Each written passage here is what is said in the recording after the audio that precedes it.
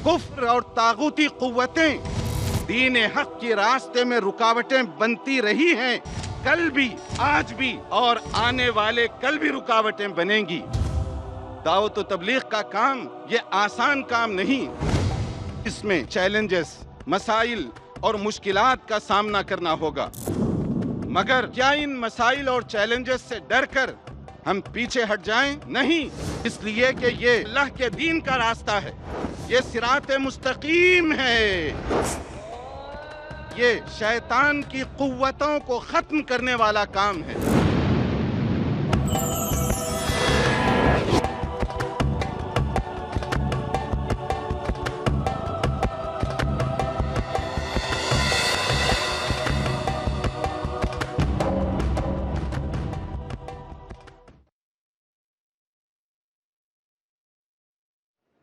हमारे मुअज़्ज़ज़ हाज़रीन की तरफ से, बहनों और भाइयों की तरफ से कुछ सवालात आए हैं।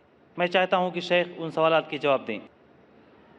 पहला सवाल मोहम्मद अबरार का है, जो कि इलाहाबाद से आए हैं और ताजिर हैं। कहते हैं कि दावत के फ़रोग़ के लिए क्या ये बेहतर होगा कि हर मुसलमान अपने मुताल्लिक़ को कुरान का एक नुस्ख़ा तोहफ़े में दे, या कोई और बेहतर तरीक़ा हो सकता है? माशाअल्लाह, ये बहुत अच्छा जज्बा है कि कुरान करीम दूसरों तक पहुंचाना, ये बहुत ही अच्छी बात है।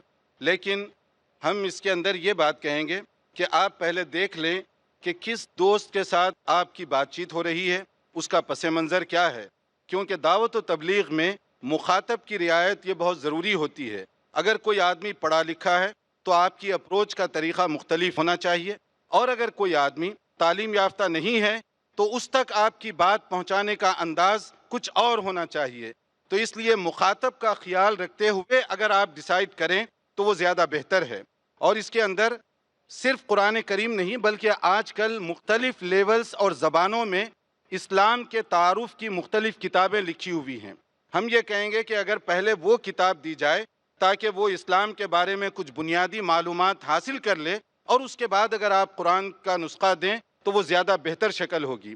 इसका एक और भी मैं बताता हूँ मिसाल, कि यहाँ से कुरान मजीद के कुछ अंग्रेज़ी के नुस्खे मंगाए गए बहुत बड़ी तादाद में बरतानिया के एक शहर के अंदर, न्यू कासिल में।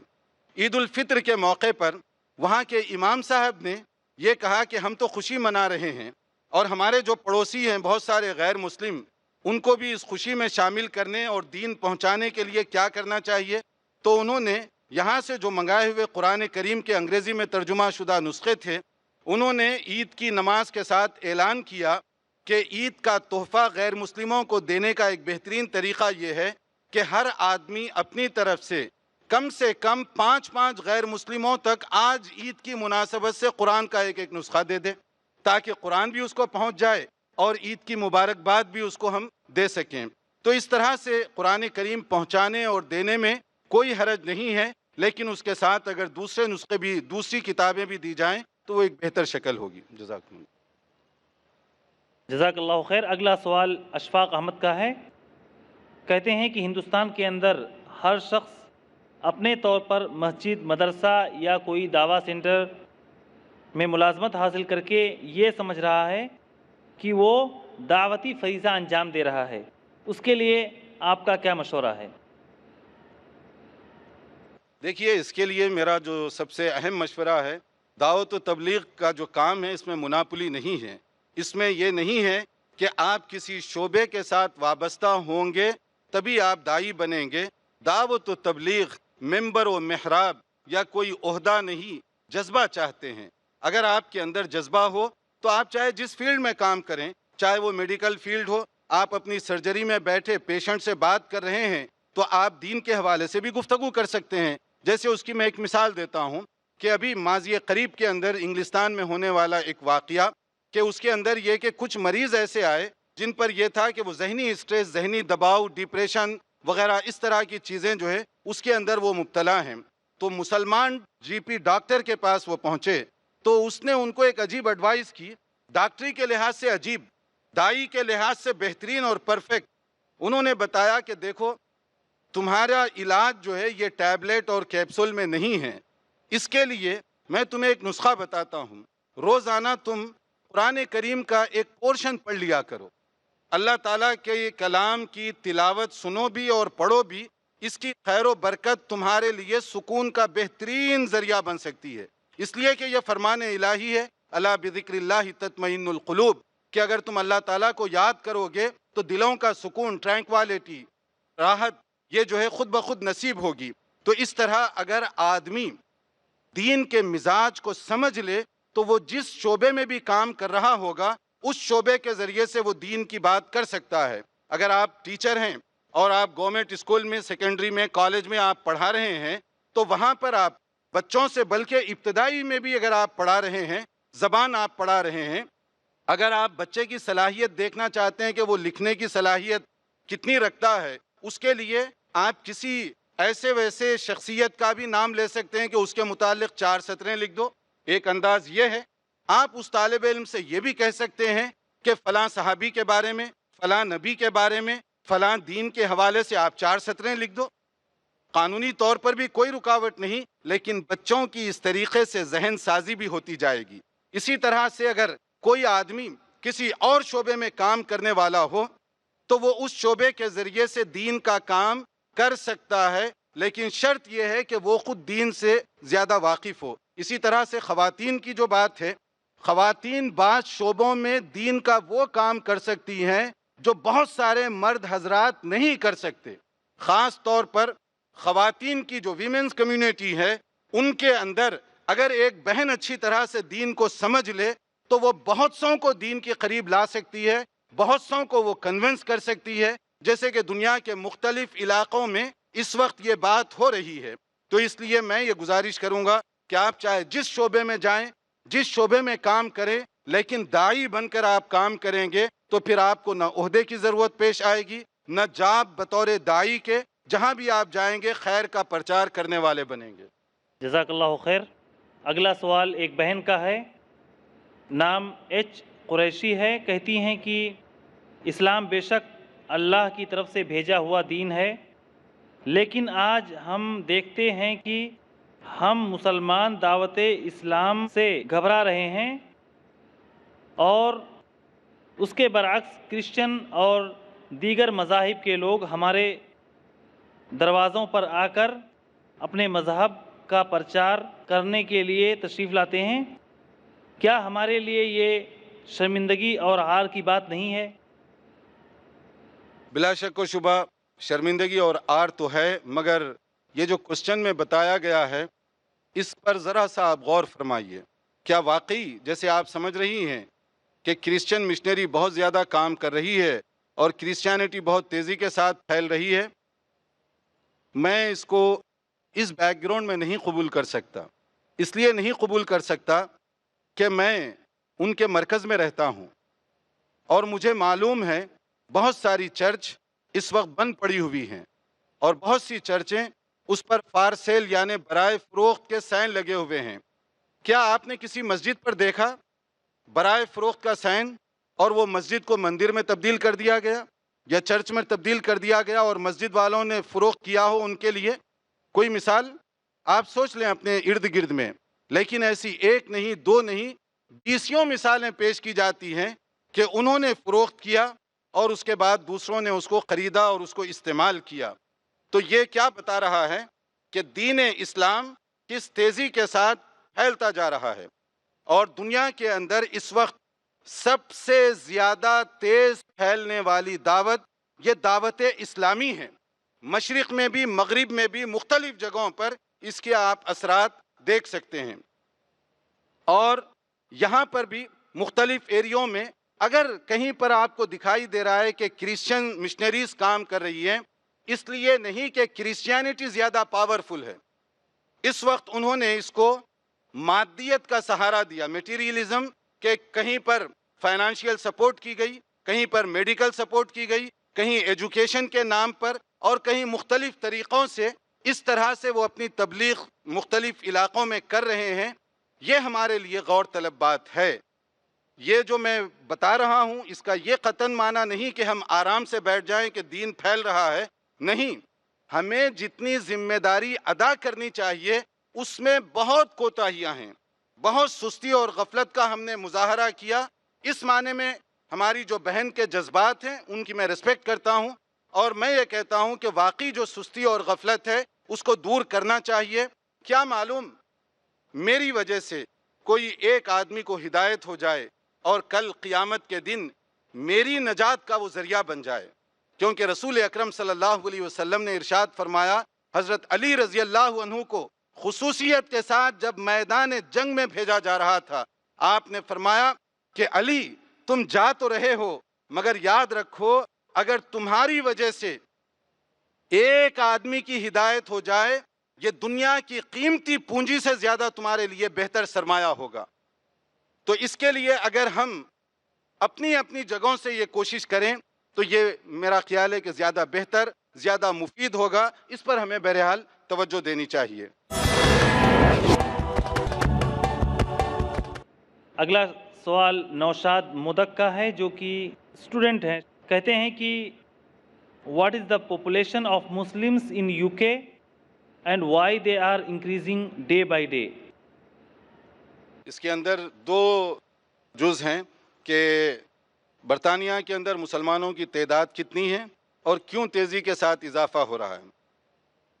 دیکھیے آفیشیل جو تعداد بتائی جاتی ہے، اگرچہ کہ وہاں پر پاپولیشن کو کاؤنٹ کرنے کا جو مذہبی بنیاد ہے وہ اس طرح کا رواج نہیں ہے، لیکن محتاط اندازے کے مطابق 20 لاکھ کے قریب تعداد بتائی جاتی ہے، اور یہ تعداد ہمارا اندازہ ہے کہ اصل کے مقابلے میں کم ہے، اس سے اصل لوگ اور زیادہ ہیں۔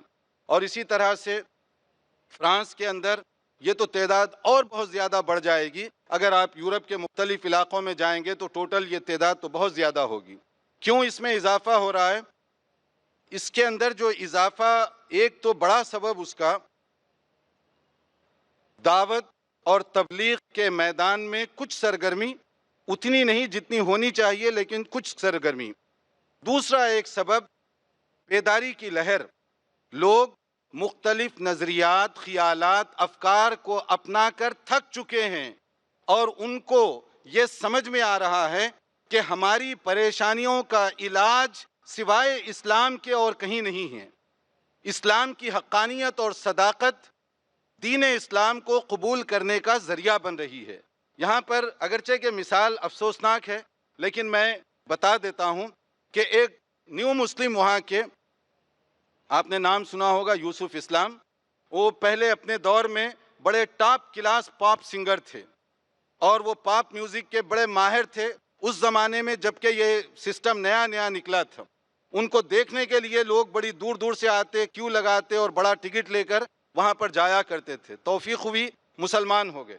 انہوں نے ایک عجیب سی بات کہی، انہوں نے کہا کہ اللہ کا شکر ہے کہ میں نے قرآن کو پہلے پڑھا، مسلمانوں سے بعد میں ملاقات ہوئی، ورنہ شاید مسلمان ہونے میں مجھے دیر لگ جاتی، کیونکہ میں پہلے قرآن کو پڑھ چکا تھا تو مجھے معلوم تھا کہ دین اسلام کیا ہے۔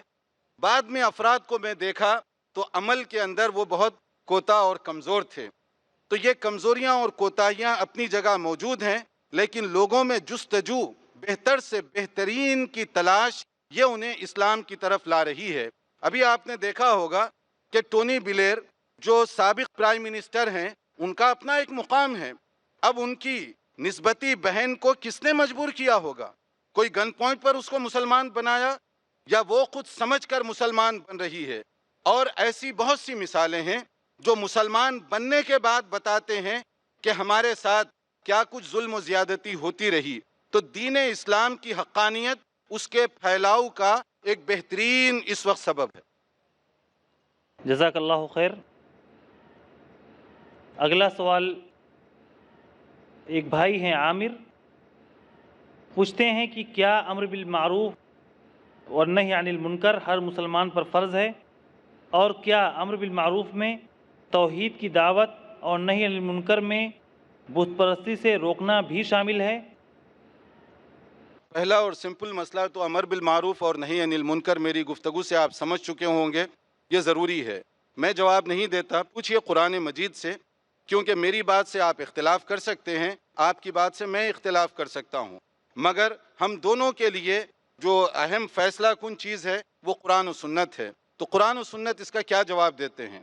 قرآن کریم سورہ آل عمران کی 110 جو آیت ہے اس میں کہا گیا کنتم خیر امۃ اخرجت للناس تأمرون بالمعروف وتنہون عن المنکر وتؤمنون باللہ، تم بہترین امت ہو ہی اس لیے کہ تم خیر کو لوگوں تک پہنچاتے ہو، اچھی باتوں کا پرچار کرتے ہو، برائیوں سے روکتے ہو، اللہ پر ایمان لانے کا تم اعلان کرتے ہو۔ کس کی ذمہ داری ہے؟ نبی صلی اللہ علیہ وسلم سے دریافت کرتے ہیں، کیونکہ نبی صلی اللہ علیہ وسلم کا جو فیصلہ ہوگا میرے لیے بھی اور آپ کے لیے بھی وہ آخری بات ہوگی، اس کو قبول کرنا ہم دونوں کے لیے ضروری ہے۔ تو نبی کریم صلی اللہ علیہ وسلم اس سلسلے میں کیا ارشاد فرماتے ہیں؟ کلکم راعٍ وکلکم مسئول عن رعیتہ، ہر ایک ایچ اینڈ ایوری پرسن وہ رسپانسیبل ہے، وہ ذمہ داری کے بارے میں کل قیامت کے دن پوچھا جانے والا ہے۔ تو اس قرآن کی آیت اور فرمان نبوی صلی اللہ علیہ وسلم کی روشنی میں یہ ہم سب کی ذمہ داری ہے۔ البتہ ذمہ داریوں کا دائرہ اپنی اپنی صلاحیتوں کے مطابق ہوگا، منکر سے روکنا یہ بھی اپنی اپنی صلاحیتوں کے مطابق ہوگا، توحید کو عام کرنا اور شرک و بدعت کو روکنا یہ تو بہت خیر کی بات ہے، بہت بڑی بات ہے، بلکہ یہ اساس ہے، یہ بنیاد ہے۔ تو اس لیے اس کو دعوت اور معروف اور منکر سے الگ کر کے آپ پیش نہیں کر سکتے۔ منکر کو روکنے کے انداز مختلف ہو سکتے ہیں، جیسے وہ حدیث میں 3 جو لیولز بتائے گئے وہ 3 لیولز ہیں حالات کے مطابق۔ اس طرح کہ میں گھر میں بیٹھا ہوا ہوں، ٹی وی بچے لگائے ہوئے ہیں، مثلاً اس پر کوئی ایسی فلم آتی ہے، کوئی ایسا سین آتا ہے جو مجھے نہیں دیکھنا چاہیے، وہ منکر ہے۔ اب اس منکر کو روکنے کا انداز کیا ہوگا؟ آپ وہاں زبان سے ہدایتیں نہیں دیں گے کہ بیٹا یہ کام کرو یا یہ کام نہ کرو، آپ پہلے اٹھیے، ریموٹ کنٹرول لے کر پہلے اس کو بند کیجئے۔ یہ گھر آپ کا ہے، آپ اس کے ذمہ دار ہیں، بچے آپ کے ماتحت ہیں، آپ بعد میں سمجھائیے، پہلے وہ ٹی وی کو بند کر دیجئے۔ وہی آدمی جب باہر جائے، دکان پر وہ دیکھتا ہے سیم پروگرام چل رہا ہے، وہاں پر اس کی اپروچ مختلف ہوگی، وہاں وہ جا کر چینل کو بند نہیں کرے گا۔ بعض اوقات اگر ایسی حرکت کریں گے تو اس سے فتنہ اور فساد پیدا ہوگا، کیونکہ وہ آپ کے ماتحت نہیں ہیں۔ آپ وہاں پر پہلے زبان استعمال کریں گے، واعظ و نصیحت کا کام کریں گے، اس کو سمجھائیں گے کہ اس میں خرابی کیا ہے، خوبی کیا ہے۔ تو ایک ہی قسم کی برائی ہے، مگر گھر میں روکنے کا انداز باہر کے انداز سے مختلف ہوگا۔ تو منکر کو روکنے کا طریقہ یہی ہے۔ قرآن مجید میں پڑھیے آپ، حضرت ابراہیم علیہ السلام انہوں نے مختلف انداز اختیار کیے جو حکمت دعوت سے تعلق رکھتے ہیں۔ اپنے باپ سے اپروچ، اس کا انداز، اور قوم کے جو مرکزی بت خانہ تھا وہاں پر جب وہ پہنچے ایک اور انداز سے وہاں پر پہنچے۔ مختلف لوگوں سے جب بات کر رہے تھے وہاں ان کا انداز کچھ اور تھا۔ حکمران وقت کے سامنے جب وہ بات کر رہے تھے تو اس کا انداز کچھ اور تھا۔ تو یہ سب چیزیں حکمت اور بصیرت سے تعلق رکھتی ہیں، اس لیے ایک ہی انداز ہر جگہ مناسب نہیں ہو سکتا۔ جزاک اللہ خیر۔ اگلا سوال ایک بہن کا ہے، بنت ہاشمی، جو کہ ڈاکٹر ہیں پیشے سے، کہتی ہیں آج جب قرآن کی پامالی اور مسلمانوں کے قتل و غارت گری جو کہ عروج پر ہے، اس وقت عام مسلمان اور مسلم حکمراں پر کیا فرض ہے، کس طرح وہ احتجاج کریں اور کیا رویہ اختیار کریں؟ دیکھیے، مسلم حکمران سے پہلے جو میں نے ابھی سوال کا جواب دیا، ہماری بھی اپنی ذمہ داری ہے، انفرادی، پرسنل، انڈیویجول، اور اس کے بعد دائرہ اسی طرح سے بڑھتا جائے گا۔ مسلم حکمرانوں کی ذمہ داری سورہ حج آیت نمبر 41، اس کا آپ ضرور مطالعہ کیجئے، گھر میں اس کی تفسیر کو آپ دیکھ لیجئے کہ اس کے اندر اللہ تعالیٰ نے کیا فرمایا ہے۔ الذین ان مکناہم فی الارض اقاموا الصلاۃ وآتوا الزکاۃ وامروا بالمعروف ونہوا عن المنکر، کہ وہ لوگ جن کو ہم سلطنت، ریاست اور اس کا ذمہ دار بنا دیں، تو یہ مسلم حکمرانوں کو پہچاننے کا اللہ تعالیٰ کی طرف سے کرائیٹیریا مقرر کیا گیا، معیار مقرر کیا گیا ہے۔ میں نہیں کر رہا ہوں، کسی انجمن، جماعت یا آرگنائزیشن کی طرف سے یہ کرائیٹیریا نہیں، بلکہ اللہ رب العالمین کی طرف سے یہ معیار مقرر کیا گیا۔ وہ یہ 4 باتوں کا خصوصیت کے ساتھ ذکر کیا گیا ہے۔ پہلی چیز اقامت صلاۃ، نماز پڑھتے نہیں بلکہ نماز کا سسٹم قائم کرتے ہیں، اگر نماز پڑھیں گے وہ تو انفرادی مسئلہ ہوا، لیکن نماز کا سسٹم وہ قائم کرتے ہیں، اوروں کو بھی نماز پڑھنے کی طرف لاتے ہیں، اور اس کی فیسلٹیز، اس کا ٹائم ٹیبل اور اس کا سیٹ اپ ایسا مقرر کیا جاتا ہے کہ آپ کے ماتحت رہنے والے لوگ بھی نماز پڑھیں۔ یہ ایک ذمہ داری ہوئی نماز کے سلسلے میں۔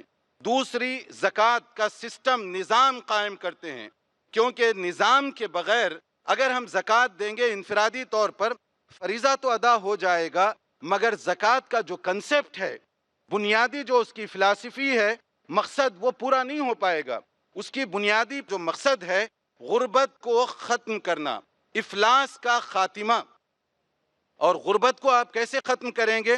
اگر سال کے بعد رمضان کے مہینے میں میں اپنی طرف سے کسی غریب کو 2-4 ہزار روپے دے دیتا ہوں، ایک مہینہ یا چند ہفتے اس کے اچھے گزرے، اس کے بعد وہ پھر پینی لیس ہے، اس کے بعد محتاج ہے، تو زکوٰۃ کا جو فائدہ ہونا چاہیے اگلے سال، اس سال جتنے فقیر اور غریب ہیں اگلے سال بھی آلموسٹ اتنے بڑھ کے زیادہ ہو گئے۔ اس کے بجائے مسلم حکمران کی ذمہ داری ہے کہ زکوٰۃ کو جمع کرنے اور خرچ کرنے کا اجتماعی اور صحیح پراپر سسٹم قائم کیا جائے، تاکہ وہ لانگ ٹرم جو سلوشن ہے غربت کو ختم کرنے کا، اس کے بارے میں فیصلہ لے سکے، اس طرح سے غربت کا آہستہ آہستہ خاتمہ ہو سکے۔ یہ نظام کی بات ہوئی۔ اور تیسری جو چیز اس کے بارے میں کہی گئی، امر بالمعروف اور نہی عن المنکر، چوتھی بات کہ یہ دونوں کام وہ کرتے ہیں۔ یہ مسلم حکمران کو پہچاننے کا طریقہ ہے کہ اسٹیٹ کے اندر امر بالمعروف کا پراپر سسٹم اور صیغہ ہونا چاہیے، نہی عن المنکر کا صیغہ ہونا چاہیے۔ یہ عجیب بات ہے، ایک مسلمان ملک اور داعی دین، مسلمان داعی دین، اس کو دین کی تبلیغ کے لیے جانے کے لیے ہزارہ محنت کرنی پڑتی ہے، کئی مشکلات کا سامنا کرنا پڑتا ہے۔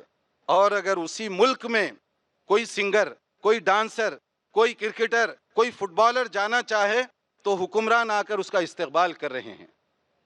تو پیمانے دیکھیے آپ، قرآن نے جو بتایا ہے اور پریکٹیکل لائف میں کتنے مختلف ہو گئے ہیں۔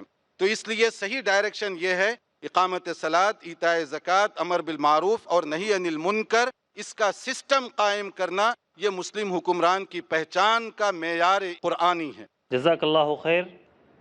اسی کے ساتھ ہم اپنے محترم عالم دین کا شکریہ ادا کرتے ہیں، اور آپ سب بھائی بہنوں کا بھی شکریہ ادا کرتے ہیں۔ اللہ تعالیٰ آپ سب کو اجر عظیم عطا فرمائے اور آپ کے ایک ایک پل کو آپ کے لیے عبادت بنائے۔ اسی کے ساتھ ہم اختتام بزم کا اعلان کرتے ہیں۔ سبحانک اللہم و بحمدک، اشہد ان لا الہ الا انت، استغفرک و اتوب الیک۔ السلام علیکم ورحمۃ اللہ وبرکاتہ۔